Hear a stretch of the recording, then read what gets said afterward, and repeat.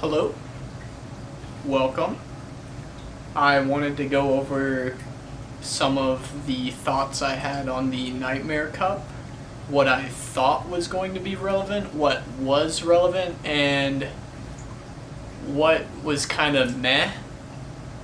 I was under the impression that Pokemon like Poliwrath were going to be all over the field, so of course I thought that bringing a Shiftry, would be the ultimate Pokemon to take it on with the pure grass moves.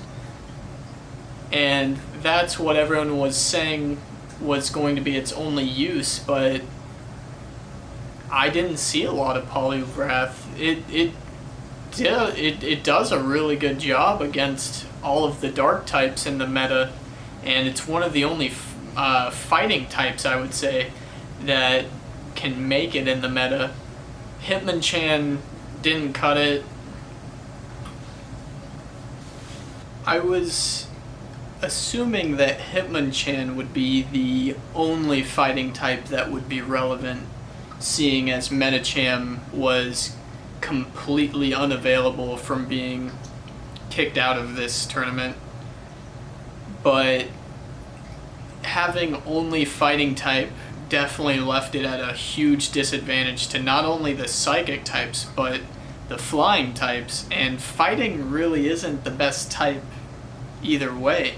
It's something that needs another typing to hold on to, and Toxicroak was a much better choice for that. But I thought Poliwrath would be one that really slapped through everyone, having the water typing on it, but water wasn't really super effective against anything except Blaziken, and not a lot of people were bringing Blaziken to the table, so I was pretty surprised, really.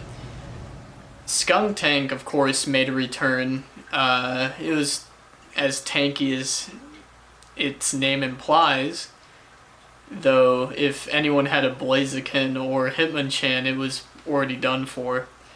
But it got rid of Spiritombs, which was probably its main reason for being on the field. It was one of the few Pokemon that could take out a Spiritomb.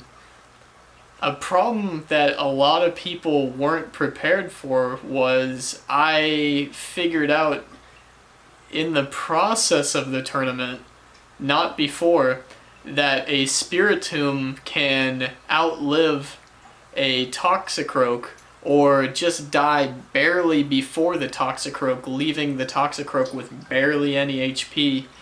And then if that happens, either A, they throw out a Mud Bomb at a Xatu and it won't do any damage whatsoever, or B, I get the boost from the stats and they can't do anything whatsoever to me, and I get a free charge move off on their next Pokemon. Either way, a win-win. So starting off with Spiritomb was very hard for them to sweep throughout the whole match.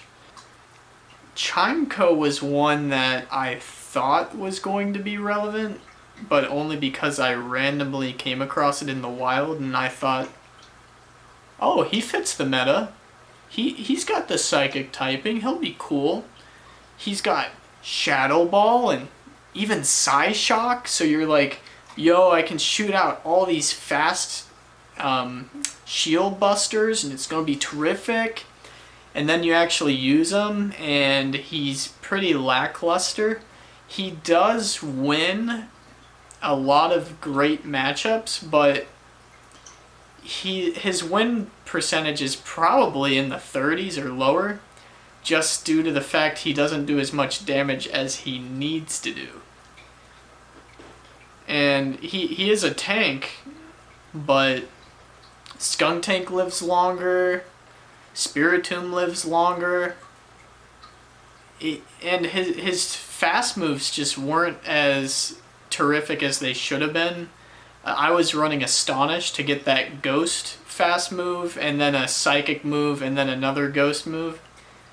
But it wasn't the best, so I ended up taking it off my team. Spiritomb was definitely the lead Pokemon, but Shiftry had to be my MVP. But that's partially because people weren't sure what to use against him. I guess a lot of them didn't practice against Shiftrys, so when they had a Shiftry come against them, they didn't know to throw out a fighting type Pokemon. And not a lot of people brought Blazikens as well. So it was just kind of a win no matter what I threw it out against.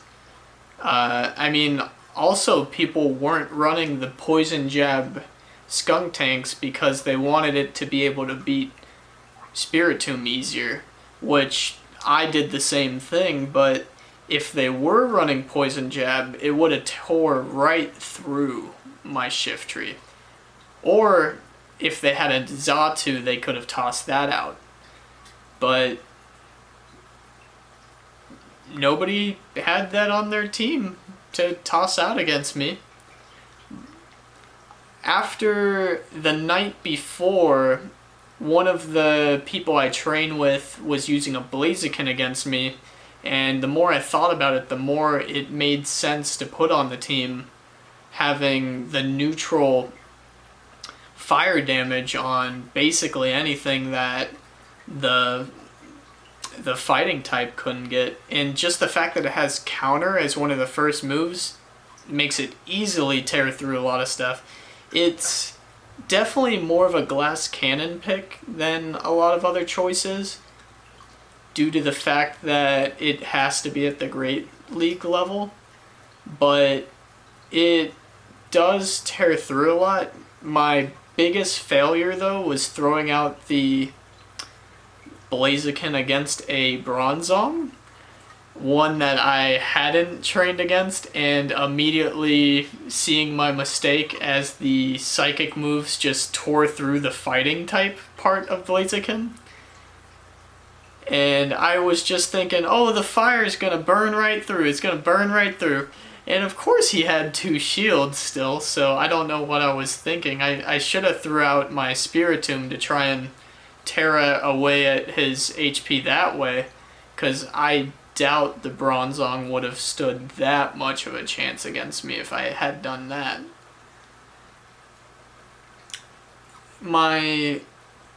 Another choice for my team was Sneasel, just for that wild card, to see if that would change what people used to start with. I think they saw the amount of dark types I had on my team, and they assumed that starting with Toxicroak would always be the best choice. And I, for one, love a Toxicroak lead, but it's just not one that wins every matchup. It may outlive a few Pokemon, but if I only have to use one shield and you have to use both of yours to live, who's really the winner? So I felt pretty good about my starting with Spiritomb against Toxicroak, and it did me pretty well. I was one of the 4 people to get first in my tournament of 12 people. My Nightmare team was a Skunk Tank, Xatu, Shiftry, Sneasel, Spiritomb, and Blaziken. The Skunk Tank was only running Sludge Bomb, and the Xatu was only running, I believe, Brave Bird is its move. It was the flying type. I'll correct it in the underneath if I got it wrong. Shiftry was running the Grass Quick move, and also Leaf Tornado and Foul Play, because I like the fact that Leaf Tornado may lower the defense, but it's not a great deal of defense loss. The only reason I was running Sneasel I actually had Sneasel with Ice Punch and Foul Play, just because I thought the Ice Punch would be a nice counter to Xatu, but not enough people were running Xatu to even pull out the Sneasel, so it ended up just being a bench choice. Spiritomb was one I wasn't looking to use. I only ran Ominous Wind on it because it seemed to be all you really needed. If it needed the Shadow Ball, the chance was you weren't going to live enough to use the Shadow Ball, in my opinion. Ominous Wind and its boosts, even if they are really low odds, was definitely the right choice. And also Blaziken with counter and the Community Day move, Blast Burn, and what was the last move? Blast Burn and Brave Bird. And the reason you run Brave Bird is to counter the other Blazikens that are out on the field. Plus, it does do more damage versus some matchups, but personally it was more for the shift trees. Well, not necessarily, since you do have Blast Burn, but it was just a good choice overall.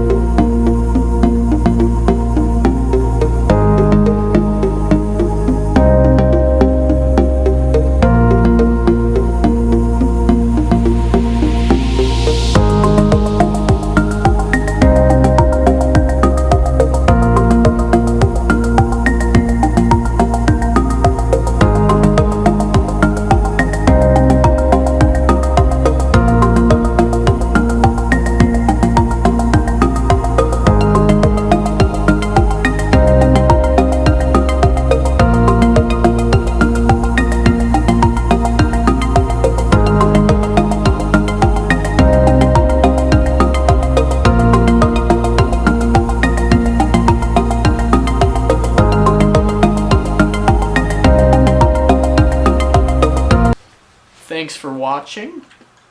Stay tuned for more videos. I go out and raid with my group every now and then. We have a group of about 30 to 40 people overall that regularly get together and hit a few spots with a lot of gyms. Adios.